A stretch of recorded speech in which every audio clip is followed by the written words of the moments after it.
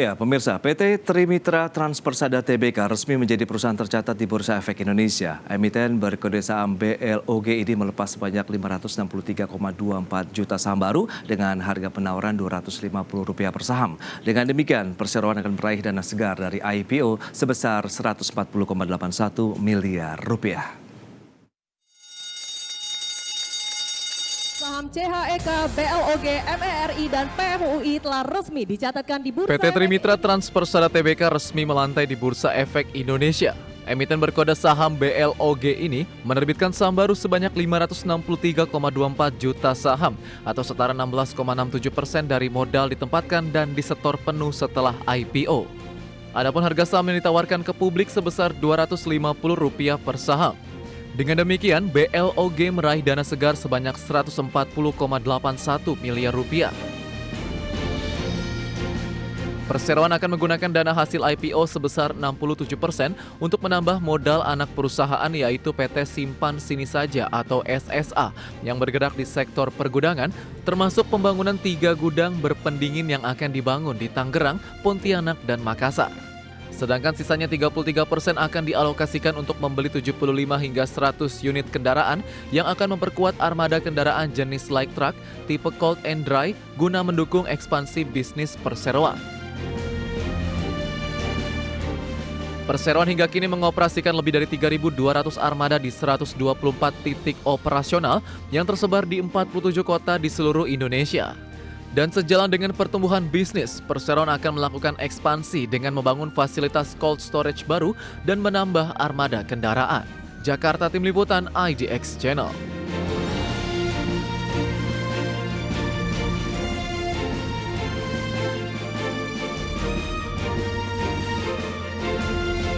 Ya, pemirsa, untuk membahas tema menarik kita hari ini terkait dengan IPO PT Trimitra Transpersada Tbk sudah hadir bersama saya di studio IDX Channel Pak Michael Tilon. Beliau adalah Direktur Utama PT Trimitra Transpersada Tbk dan juga Ibu Wani Wijaya, Direktur Corporate Secretary PT Trimitra Transpersada Tbk. Ya, halo Pak Michael, Bu Wani, apa kabar? Kabar baik, Pak. Semangat dan sumringah sekali hari ini sepertinya ya, karena hari ini sudah resmi menjadi anggota Bursa Efek Indonesia. Dan sebelum membahas lebih jauh, mungkin Pak Michael bisa memberikan juga sedikit cerita ya terkait dengan sejarah nih Pak, sejarah singkat terkait dengan profil perseroan. Silakan. Oke, terima kasih Pak Pras. Jadi Trimitra Transpersada itu awalnya adalah perusahaan rental company. Oke. Didirikan dengan tujuannya sebagai rental company gitu. Berjalannya waktu berdiri itu kurang lebih di 2017 itu ada terjadi sedikit perubahan bisnis model. Oke. Ya, jadi kita melihat bahwa pada saat itu kan pemerintah sangat getol membangun infrastruktur yang luar biasa. Sehingga kita melihat itu adalah satu peluang yang bagus. Sehingga kita mengambil satu proses transformasi dari industri rental, kita masuk kepada industri logistik gitu. Ya kita belajar pada saat itulah gitu, yang mana kita hanya melayani hanya di transporter. Sebetulnya belum disebut logistik lah, kita masih disebut dalam kategori transporter, mengantarkan barang gitu loh. Gitu. Berjalannya sampai 2018, kita sudah punya keyakinan yang kuat bahwa industri ini adalah industri yang cukup bagus. Dan memang complicated, tapi pasar tuh bagus, besar, karena kita tahu negara kita kan terdiri dari island dan penduduknya relatif spread. Betul. Nah, akhirnya kita punya keyakinan itu, kita lahirkan satu brand namanya Bilog sebagai brand company untuk memperkuat posisi kita bahwa itu adalah kita akan masuk benar-benar di industri logistik gitu. Nah, berjalannya waktu kita melihat bahwa key sukses dari satu logistik itu adalah efisien. Bagaimana kita mengefisiensi distribusi barang ini gitu. Kalau kita hanya bermain pada transport, kita nggak bisa dapat angka efisien. Tuh, karena apa? Karena banyak constraint yang memang kita sudah maksimal dalam efisiensi di transport. Tetapi kalau di belakangnya preparation barangnya tidak maksimal, akhirnya kan tidak maksimal juga distribusinya, utilisasi kendaraan juga tidak maksimal. Akhirnya kita putuskan di 2022 kita masuk ke segmen warehouse Oke. Dengan mendirikan anak usaha kita yang namanya Simpan Sini Aja. Tuh. Kita masuk di warehouse, tapi kita lihat bahwa warehouse ini kan adalah satu industri lama sebetulnya banyak itu. Dan peluang yang paling memungkinkan kita masuk itu adalah di cold chain, di warehouse gudang dingin. Yeah. Jadi barang-barang frozen gitu. Kenapa kita milih frozen sebagai segmentasi kita gitu? Karena kita melihat bahwa kalau dry ini handling sangat simple gitu ya. Tapi kalau kita lihat frozen ini sesuatu yang memang special handling, sulit. Karena kita bicara adalah sangat rigid, dia ada lifetime, harus menjaga suhu. Ini adalah betul. Ini adalah peluang yang bagus gitu. Artinya di mana kesulitan, biasa di situ ada peluang, Pak. Yes. Nah, akhirnya kita putuskan dengan Simpan Sini, kita masuk ke warehousing gitu. Okay. Dan berjalannya sampai hari ini sudah 1 tahun lebih, terlihat sangat bagus, menjanjikan. Dan saya sendiri kaget gitu ya. Ada di daerah-daerah tertentu yang kita coba penetrasi ke situ, ternyata antusiasnya luar biasa, marketnya luar biasa. Ternyata orang daerah itu kebutuhan terhadap frozen itu tinggi, sebetulnya tinggi. Cuma mungkin selama ini infrastruktur terhadap frozen ini kan belum terlalu memadai di Indonesia gitu ya. Frozen ini hanya ada banyak di daerah-daerah di pusat kota, terutama di kota-kota besar gitu lah. Di daerah growth-nya lumayan bagus, Pak. Betul. Nah, itu optimis kita bahwa memang ini adalah bisnis kita yang udah kita yakinin bahwa ini adalah jalur yang tepat untuk kita kembangkan terus ke depan. Baik Pak Michael, ini menarik begitu ya. Milestone yang sudah beberapa kali dilakukan, transformasi bisnis yang juga terus berkembang. Nah, Bu Wani, lantas bagaimana? Apa sih yang melatar belakangi kalau kita bicara Perseroan akhirnya memilih nih menjadi perusahaan tercatat dan menjadi anggota dari Bursa Efek Indonesia? Ya, terima kasih Pak Pras. Tadi sejalan dengan journey-nya dari Bilog ya Pak ya. Kita melihat secara fundamental dari bisnisnya Bilog from time to time itu sangat sustain. Yes. Jadi pertumbuhan dari revenue itu juga cukup baik. Kita melihat dari tahun 2022 sampai dengan performance 2024 itu kita growth cukup signifikan, Pak. Jadi kita punya growth baik, kemudian juga kita punya performance cukup baik, baik dari sudut pandang revenue, terus laba, dan juga nanti kita melihat dari capital structure ya. Dan ke depan kita kan masih akan terus bertumbuh secara sustain dari 2025 sampai dengan 2029. Jadi kita melihat tahun ini itu merupakan hal yang sangat penting buat kami untuk masuk di bursa. Kenapa? Karena dengan masuk ke bursa kita itu mempunyai strategic move lah ya, sebagai suatu perusahaan yang kita boleh bilang naik kelas lah ya Pak ya, judulnya ya, dari kelas yang B menjadi kelas A boleh disebut gitu ya. Jadi pertama pasti kita merupakan langkah strategik kita untuk lebih naik kelas. Kemudian kita juga akan mengharapkan adanya perubahan struktur permodalan di dalam perusahaan kami. Memang di kami kan biasanya kalau kita mau invest kita perlu dana kan Pak. Perlu dana itu kita biasanya mengandalkan dari pemegang saham atau juga dari pinjaman bank. Tapi dengan alternatif masuk bursa, kita memiliki alternatif untuk masuk mengundang investor untuk lebih melihat company kita tuh secara lebih transparan dan juga akuntabel. Jadi buat kami masuk ke bursa itu penting untuk memberikan transparansi, akuntabilitas dan juga nanti alternatif ke depan untuk bertumbuh bersama dengan investor. Nah itu dia. Seperti itu, Pak. Menarik bertumbuh bersama. Lantas mungkin bisa diupdate juga nih Bu Wani terkait dengan kinerja ya dari sisi pengembangan usaha, kemudian kinerja perusahaan sendiri seperti apa Bu saat ini? Ya, kalau kita ngelihat pertumbuhan 2025 kita proyeksi nih Pak ya, 2025 sampai 2029 pertumbuhan secara CAGR itu akan sekitar 12% dan kami akan tetap memaintain laba kotor sekitar 20 sampai 21% dan profitability itu sekitar 10 sampai 11%. Dan kalau dilihat nanti secara kita punya rasio, baik rasio secara ROA itu juga mencapai double digit Pak, jadi di atas 20%, dan juga 20% untuk ROE, tapi ROA itu 10%. Jadi kalau dilihat dari komposisi rasio juga cukup stabil, dan itu bisa memberikan kontribusi yang baik untuk kepada investor. Baik, kita akan bahas nanti terkait dengan iklim usaha, kemudian penggunaan dana IPO nih Pak Michael dan Bu Wani. Tapi kita akan jeda dulu sebentar ya, kita bahas nanti di segmen berikutnya. Dan pemirsa, tetaplah bersama kami.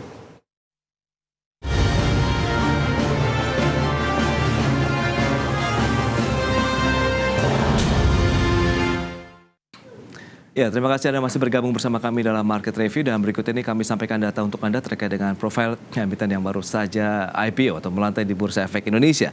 Ya, PT Trimitra Transpersada Tbk dengan kode sahamnya BLOG. Kegiatan usaha utamanya adalah logistik terintegrasi, terdiri atas jasa pengangkutan dan pergudangan. Kemudian tanggal IPO hari ini, harga IPO-nya Rp250 per saham, dana hasil IPO sekitar Rp140,8 miliar. Itu dia terkait dengan profil. Berikutnya kita akan cermati bersama dari sisi penggunaan dana hasil IPO untuk apa saja. Ya, senilai 140,8 miliar itu 67%-nya untuk menambah modal anak perusahaan, yakni PT Simpan Sini Aja yang bergerak di sektor pergudangan, termasuk pembangunan 3 gudang berpendingin di Tangerang, Pontianak, dan Makassar. Sementara sisanya atau 33% untuk membeli sekitar 75 sampai dengan 100 unit kendaraan untuk memperkuat armada kendaraan jenis light truck. Ya, ini tipenya cold dan juga dry. Dan selanjutnya kita lihat dari kepemilikan saham dari BLOG atau BLOG ini. Ada PT Sigmantara Alfindo, kemudian 2 mitra inti selaras, PT Wiraguna Sejahtera Abadi, dan Masyarakat. Gitu. Selanjutnya kita akan cermati posisi aset, kemudian liability, equity-nya seperti apa dari perseroan. Aset yang dimiliki ada Rp716,5 miliar. Sementara kalau kita cermati dari liabilitasnya Rp328,59 miliar. Sementara ekuitasnya ada Rp387,9 miliar. Baik, kita akan lanjutkan kembali perbincangan dengan narasumber kita hari ini. Ada Pak Michael Tilon, kemudian ada Pak Ibu Wani Wijaya. Nah, bicara mengenai beberapa data yang tadi sudah disampaikan, lantas bagaimana sih Pak iklim usaha, iklim investasi, persaingan bisnisnya kalau kita bicara mengenai sektor usaha ini Pak? Oke, gini Pak Pras, kalau tantangan di mana-mana semua ada tantangan Pak Pras. Betul. Sulit gitu ya.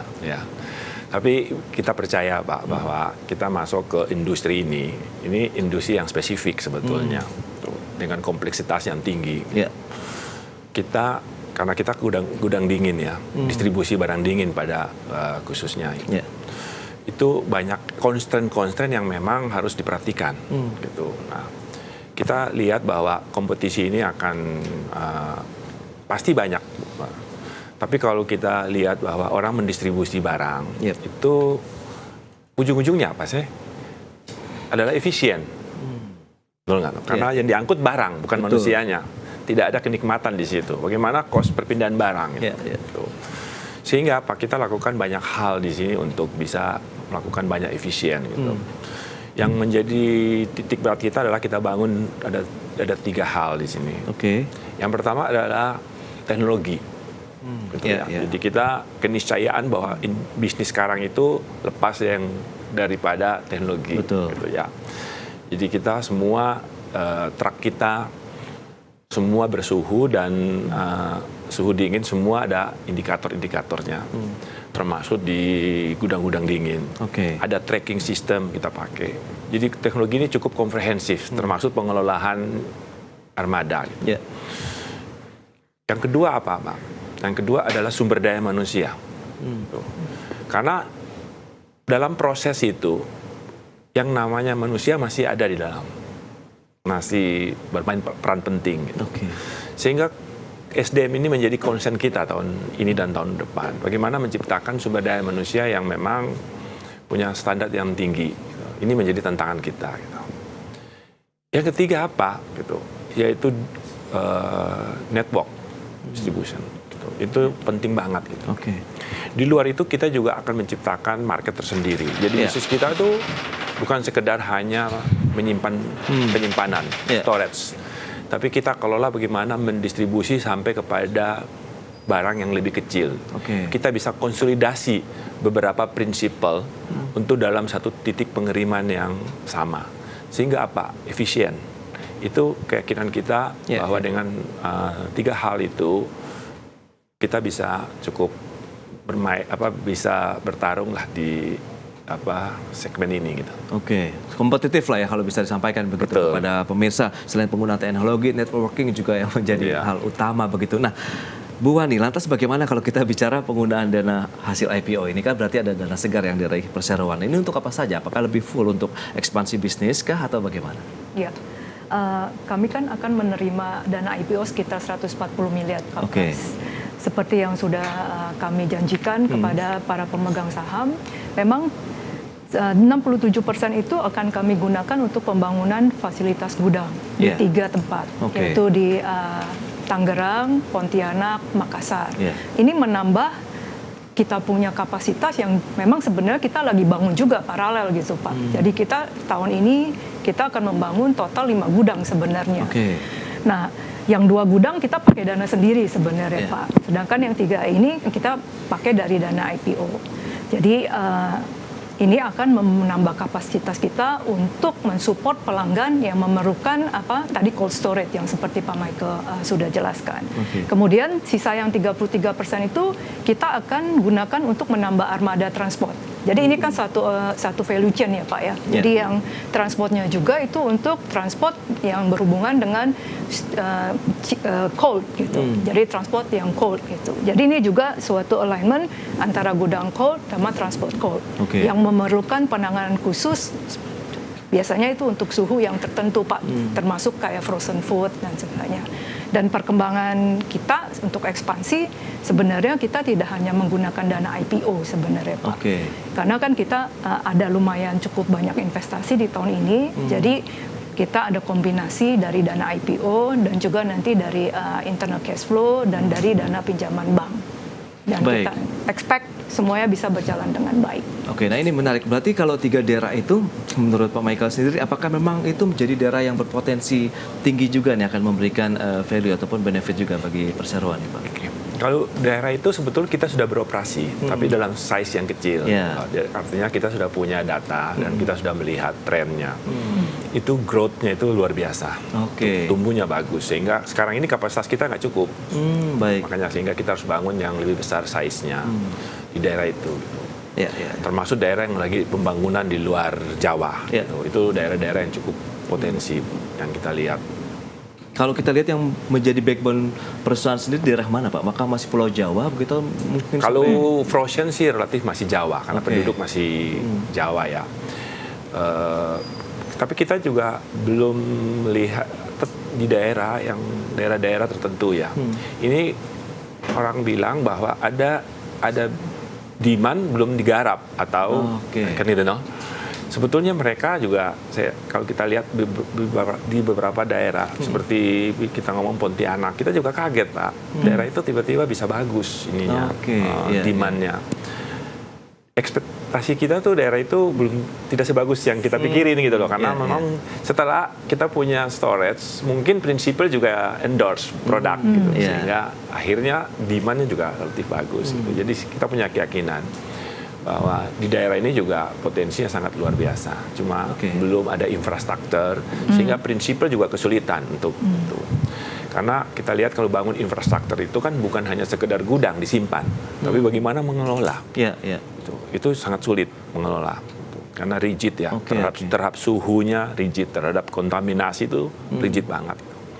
Nah tantangan Pak dan juga strategi yang akan disiapkan dengan dana segar tadi kemudian untuk menetap sampai dengan akhir tahun dan mungkin tahun-tahun berikutnya ini seperti apa? Kita tetap fokus kepada beberapa hal. Yang pertama pasti kita bangun network, artinya jaringan.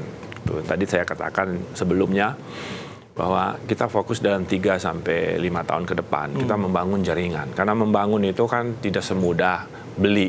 Betul gitu, ya. Yang kedua memang tantangan kita adalah sumber daya manusia. Karena kita berharap kalau kita hadir di satu daerah bahwa kita sebaiknya lah employee itu adalah lokal. Ini jadi tantangan terbesar gitu. membentuk sumber daya manusia kan bukan sehari 2 hari, gitu ya. Yang ketiga ya saya lihat bahwa tantangan ke depan memang ada beberapa regulasi yang memang kita juga harus sinkron. Gitu, seperti itu. Iya, itu jadi tantangan di mana-mana, jadi tantangan standar lah. Berarti ikut membangunlah ekonomi daerah ya, dengan adanya pembangunan tadi, entah itu pergudangan baru, cold storage baru begitu ya di satu wilayah begitu. Nah, bicara mengenai tadi dari sisi pendapatan, laba bersih ini mungkin Bu Wani juga bisa sedikit menjelaskan nih seperti apa Bu ke depannya. Pendapatan kita ekspektasi Pak selama tahun ini sampai 2029 kita bisa mencapai angka 2 triliun tuh Pak. 2 triliun. Ya, dengan growth tadi saya udah ceritakan sekitar 12% ya Pak. Jadi growth itu kita agak sedikit berani gitu. Karena kalau dilihat dari rata-rata industri dari gabungan cold storage sama transportasi itu kan sekitar 8-10%. Jadi kita expect kita growth lebih tinggi daripada industri.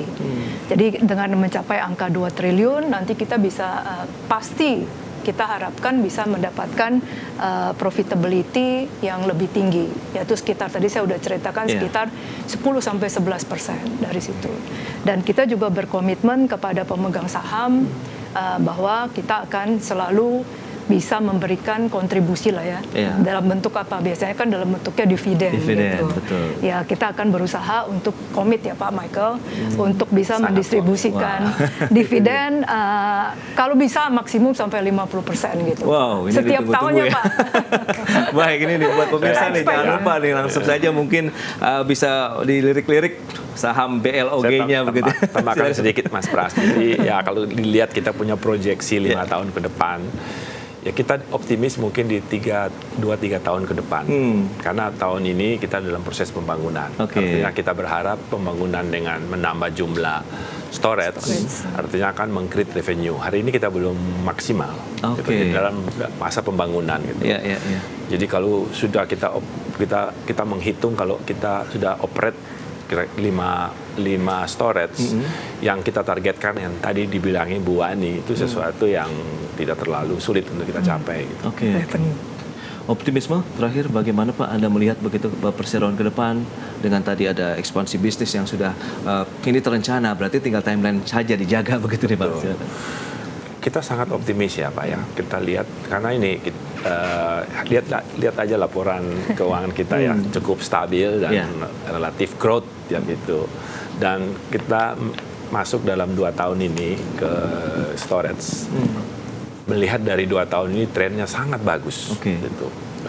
Dan di luar dugaan, yang tadi saya katakan di luar dugaan, itu hal-hal daerah-daerah yang belum tergarap itu terlihat sangat antusias gitu ya. Jadi terlihat banyak prinsipal yang sudah memang ingin kerjasama gitu. Ini adalah optimis, ada peluang yang bagus gitu. Itu yang bisa saya sharing. Baik, nah untuk kalau kita bicara mengenai keunggulan kompetitif, Bu Wani ada sedikit yang ingin ditambahkan? Kompetitif ya Pak ya. Kalau saya lihatnya dari sudut finansial nih Pak. Silakan. Tadi kita punya fundamental yang sangat baik. Ya.